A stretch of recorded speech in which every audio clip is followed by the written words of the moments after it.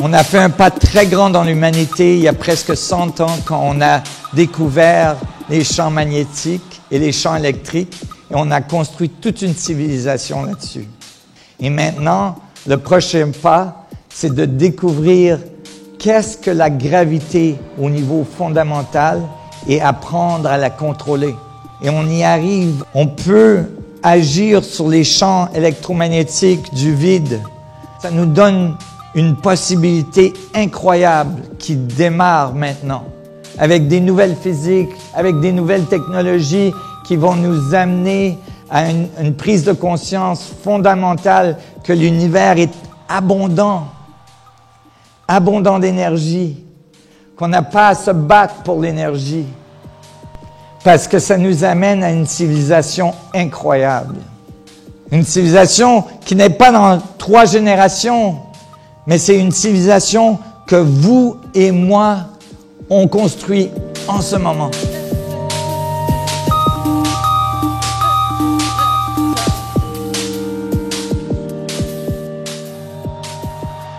Quand j'ai commencé cette grande aventure, j'avais 10 ans, j'ai eu des expériences qui me disaient que ce qui est très très petit était relié à ce qui était très très grand.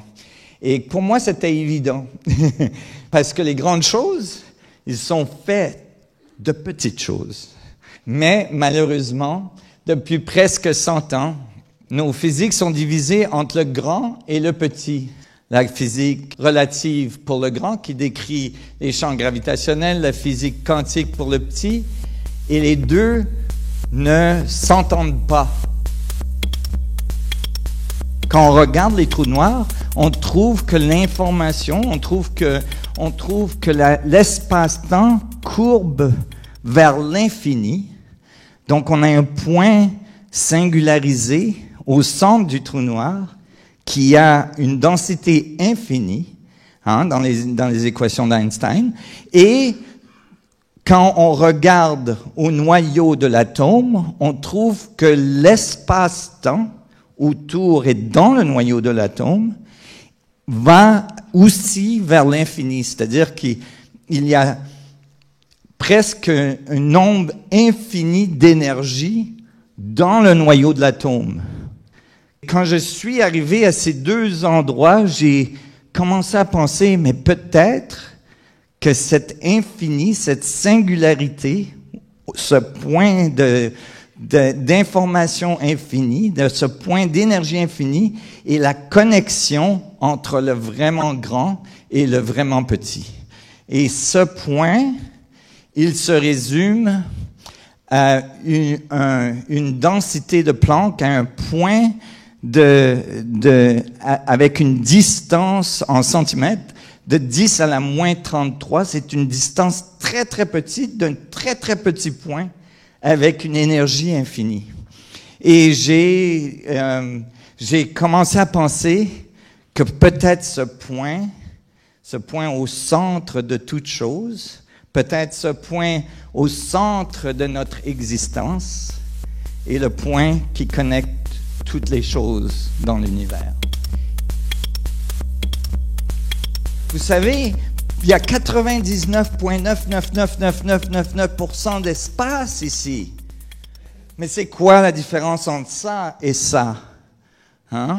Ouais, la différence, c'est que il y a des champs électromagnétiques dans cet espace, et il y a des champs électromagnétiques dans cet espace. Et ces champs, ils interagissent de façon que, comme 2 aimants qui se repoussent, qui fait que ma main ne peut pas passer à travers la table. Mais pas dans cette situation, en tout cas.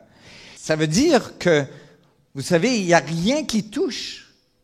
Mes atomes, ils n'ont jamais rien touché. C'est désolant à dire, surtout pour vos partenaires. Il n'y a rien qui a jamais touché à rien. Parce qu'il y a de l'espace partout. Il n'y a que des champs électrostatiques qui interagissent. Et ça nous donne une impression du matériel. de ce qu'on appelle notre réalité. Alors que c'est fait en gros pourcentage d'espace et on passe la plupart de son temps à étudier le 0,0000001% et on ignore généralement complètement le 99,9999999%. On dit, c'est l'espace, il n'y a rien. Alors qu'on sait que l'espace est plein. Il y a beaucoup de gens qui ont parlé comme ça de l'espace, mais on ne les a pas nécessairement écoutés, malgré que ces gens-là étaient quelques-uns de nos plus grands physiciens dans l'histoire humaine. Par exemple ici, John Wheeler. Aucun point n'est plus important que celui-ci. L'espace vide n'est pas vide. Il est le siège de la physique la plus violente, c'est-à-dire que c'est plein d'énergie. Un autre, David Bohm. David Bohm dit, l'espace n'est pas vide, il est plein. L'univers n'est pas séparé de cette mer cosmique d'énergie. Einstein. Les objets physiques ne sont pas dans l'espace, mais ces objets sont une extension de l'espace. De ce point de vue, le concept d'espace perd sa signification. L'espace vide est plein d'énergie, et pas un peu d'énergie, l'infini d'énergie dans chaque point. Vous voyez, si on avait trouvé ça aujourd'hui, probablement il y a des gens comme moi, c'est des erratiques, qui auraient dit, ah, on a trouvé la conscience, hein? On a trouvé Dieu, on a trouvé la force de création. Mais c'est pas ça qui s'est passé. Au lieu de ça, on s'est dit, ah, ça c'est un problème de la physique. Il faut trouver un moyen d'arrêter ces infinis. Il faut trouver un moyen d'arrêter les nombres à un endroit spécifique. Et évidemment, la distance de Planck est devenue l'endroit où on arrête l'équation. Ça s'appelle la renormalisation. Je vous dis tout ça parce que c'est très important pour vous de comprendre que vous vivez dans un champ électromagnétique avec de l'information presque à l'infini dans chaque point. Vous êtes en communication avec cette énergie à tous les instants de votre vie.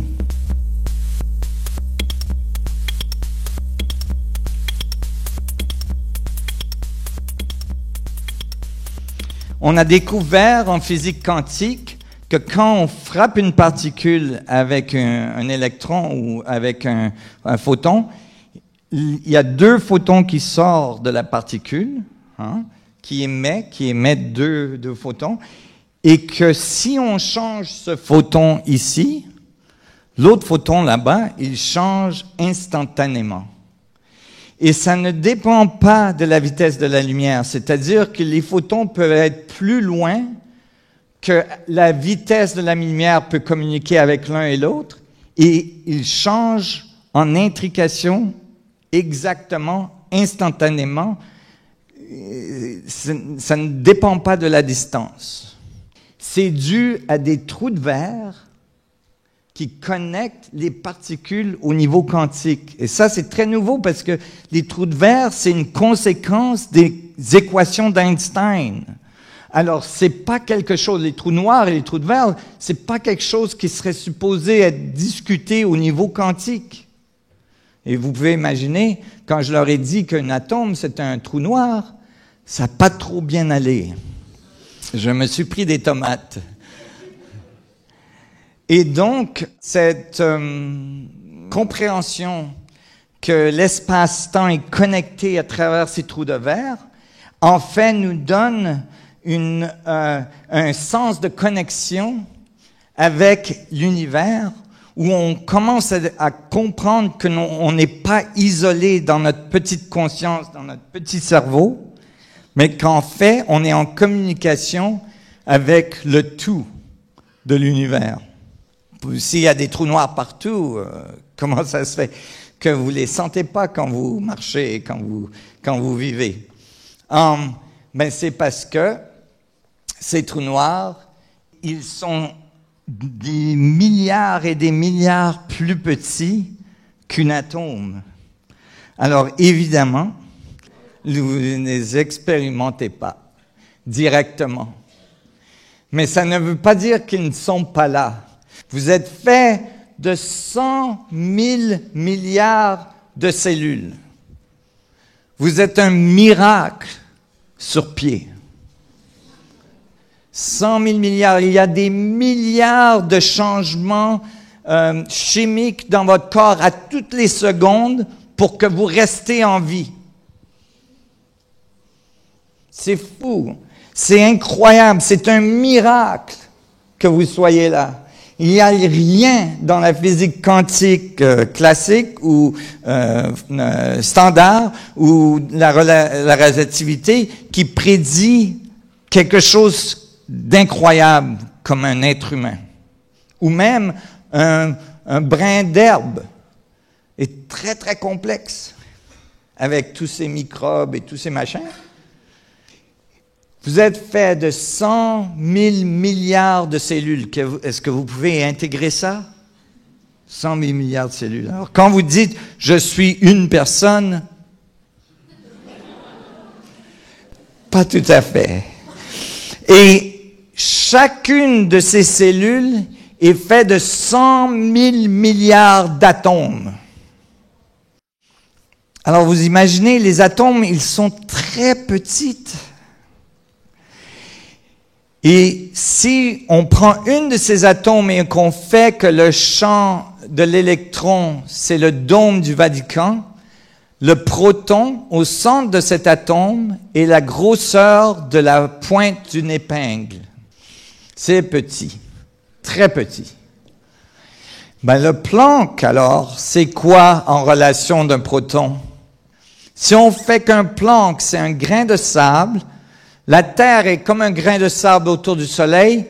Le proton serait comme la distance entre Alpha Centauri et le Soleil. 40 milliards de kilomètres. Ce serait le diamètre d'un proton. Alors, le proton, il est petit, mais le Planck, il est super petit. Et c'est pour ça que vous n'avez pas une expérience du champ de Planck directement, à moins que votre conscience elle-même soit le résultat de ce champ d'information. Vous voyez où ça commence à connecter, là?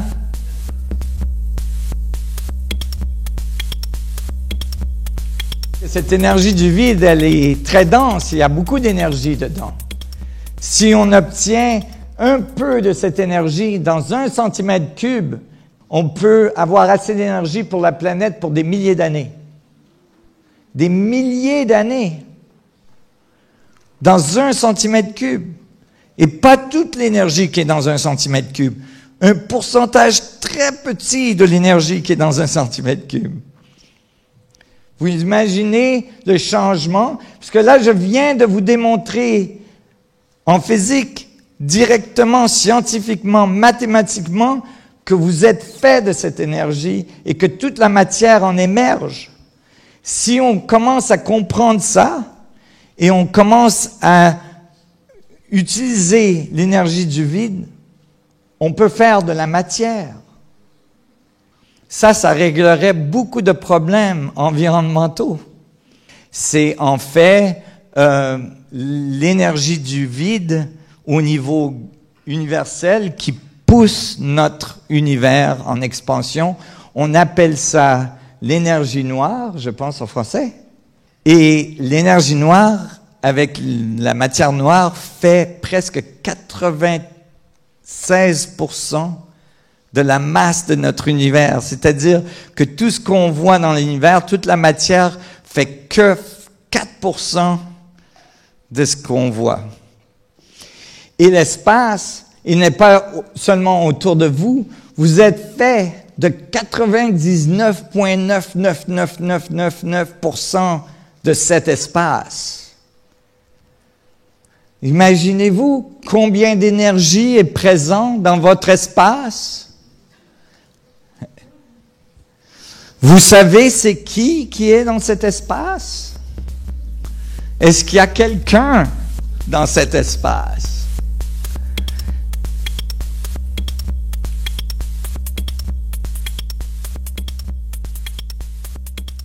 J'ai ajouté à ma présentation cette animation pour décrire la structure des Plancks, les mouvements des Plancks dans l'espace-temps. C'est-à-dire que si on met un petit Planck sphérique autour de tous les triangles, vous allez reconnaître la fleur de vie. Là, je l'ai extrapolé au niveau de triangulaire pour que vous pouvez voir la géométrie qui en ressort. Quand les Plancks oscillent, la danse que ce champ électromagnétique fait crée des géométries qui sont considérées des géométries sacrées dans presque toutes les traditions autour du monde. Et donc, et voilà les Plancks. Et là, on peut voir, les Plancks se triangulent, on peut dire se triangulent, c'est un nouveau mot, et ça crée ces géométries. Et ça, je l'ai pas publié encore. Je voulais vous le montrer. Quand on ajoute des Plancks d'un côté, on peut voir comment, quand il y a une géométrie qui va vers l'intérieur, il y a une géométrie qui va vers l'extérieur. Et ça, c'est l'échange d'informations à travers la surface, l'horizon du trou noir. C'est comme ça que l'information s'échange. Et si vous regardez bien, ça ressemble beaucoup à la formation d'un cœur qui bat. Les cœurs battent comme ça. Je voulais que vous ayez une visualisation. C'est comme ça que vous parlez à l'univers. À chaque Planck moment, vous êtes en communication à travers tous vos protons au reste de l'univers.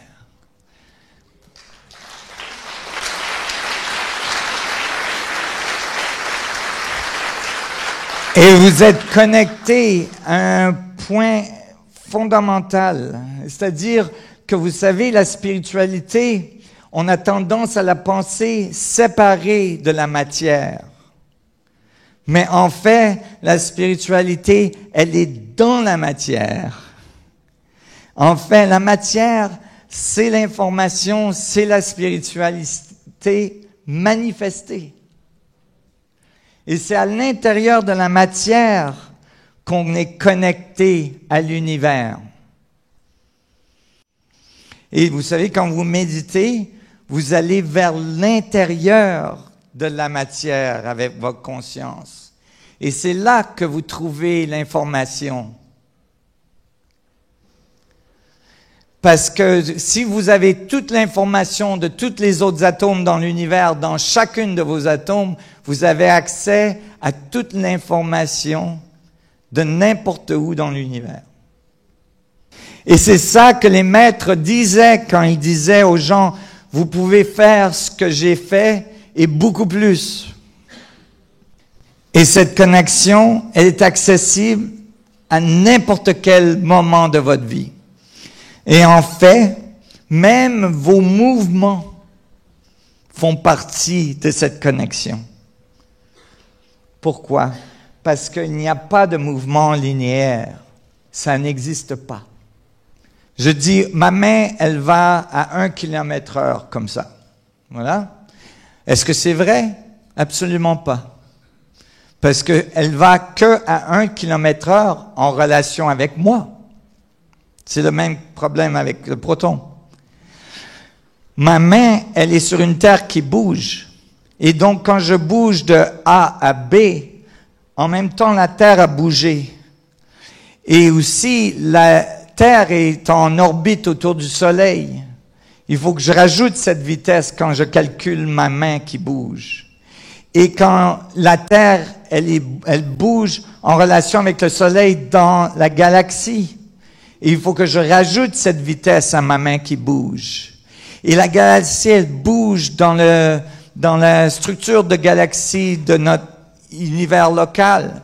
Et ça bouge dans des plus grosses structures qu'on appelle superclusters. Et tout ça. Il faut que j'ajoute toutes ces vitesses. Alors, ma main, à quelle vitesse elle bouge? Parce que là, j'arrive rapidement à la vitesse de la lumière. Elle bouge à la vitesse de la lumière ou comment elle bouge? Un mouvement linéaire, comment il se passe? Là, on ne comprend plus le mouvement si on suit comme ça. Ou bien, la seule chose qu'on peut conclure de ça, c'est qu'en fait, ma main, elle se défait et elle se refait. Et elle se défait et elle se refait. Et elle se défait et elle se refait. C'est-à-dire qu'au niveau de Planck, au temps de Planck, ma main informe l'univers d'où elle est et d'où elle va. Et l'univers la recrée dans le Planck suivant. Et elle informe l'univers d'où elle est et d'où elle va. Et elle se reforme dans le Planck suivant. Vous suivez? Et donc, vous êtes constamment en fluctuation entre vous et l'univers. Vous êtes vous et l'univers, et vous et l'univers. Savez-vous qui vous êtes quand vous êtes l'univers? Savez-vous ce que vous faites quand vous êtes l'univers? Savez-vous ce que vous lui disiez à l'univers? Quand les maîtres vous ont dit que vous êtes la lumière, ils étaient sérieux à propos de ça. Parce que vous êtes fait de particules qui tournent à la vitesse de la lumière. Chaque point dans un univers infini est le centre de l'univers. Vous êtes le centre de l'univers. Mais il ne faut pas oublier que tout le monde est aussi le centre de l'univers. Parce que sinon, là, il y a des problèmes.